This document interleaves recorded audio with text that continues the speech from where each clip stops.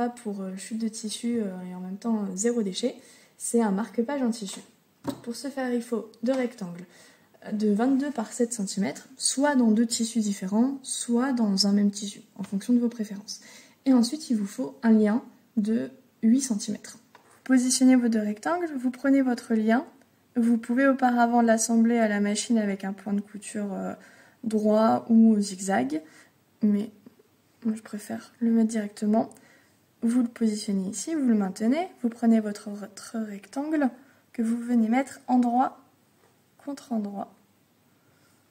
Hop, là vous mettez une épingle et ensuite vous épinglez tout autour, sauf ici où en fait on va laisser une ouverture pour ensuite pouvoir retourner l'ouvrage.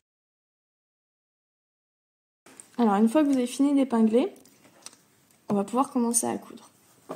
Vous commencez par ici, par le bas. Vous laissez 1 cm de marge de couture.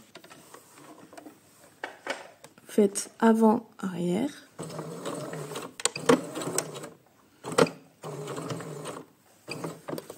Et vous allez coudre tout autour.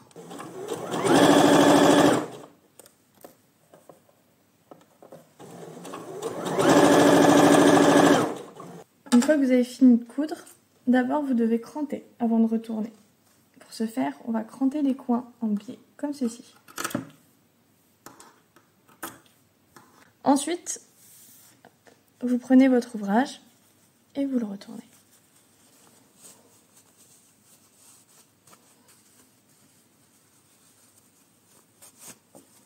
Hop. Vous pouvez vous aider, moi je prends des baguettes japonaises, pour bien retourner l'ouvrage et notamment, et c'est pour ça qu'on a coupé les coins, pour bien en fait faire sortir les coins de votre marque-page.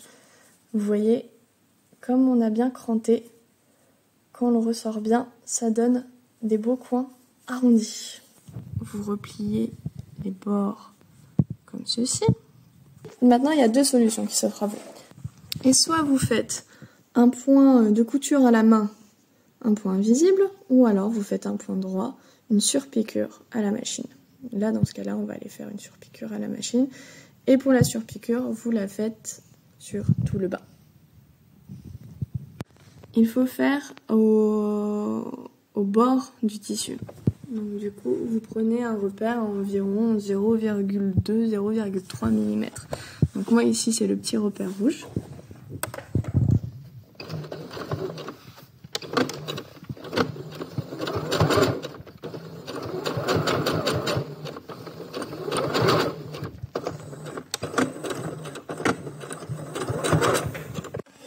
Vous coupez bien les fils, vous passez un petit coup de fer à repasser, et voilà, vous avez votre marque-page.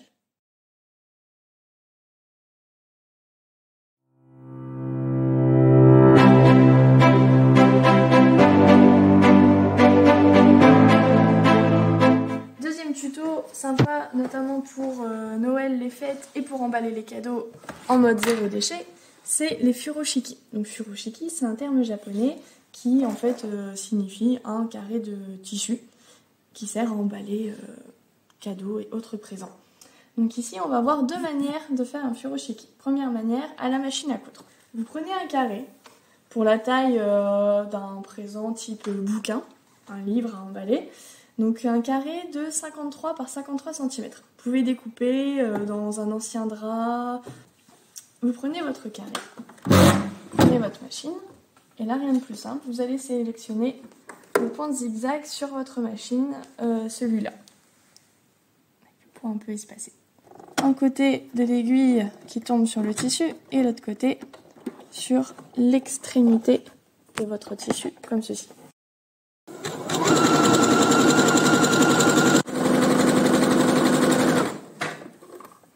Hop, c'est bon, on coupe les fils. Pouf. On coupe tous les petits fils qui dépassent.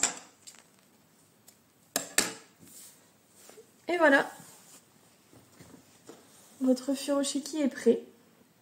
Et il est prêt à emballer vos multiples cadeaux pour Noël. Deuxième méthode, si on n'a pas de machine à coudre, ce qui arrive, on peut prendre aussi un ciseau cranteur. Donc un ciseau cranteur, c'est le ciseau qui fait des zigzags comme ça. Voilà. Et du coup, on prend notre carré de tissu. Donc là, vous voyez, magnifique ancien drap. Et puis on découpe tout autour du carré. Alors, petite astuce, pour découper bien droit, on pose en fait son ciseau, la lame de son ciseau sur le bureau. Ce qui va nous aider en fait à maintenir le ciseau bien droit. Et voilà, c'est fini. Pour emballer votre cadeau avec le furoshiki, disposez le tissu en losange devant vous. Rabattez la partie supérieure jusqu'à environ 10 cm du bord, pliez la partie inférieure pour recouvrir le cadeau, puis prenez les deux extrémités, nouez-les une première fois, nouez-les une deuxième fois, et enfin, vous pouvez rabattre le dernier pli en dessous du cadeau.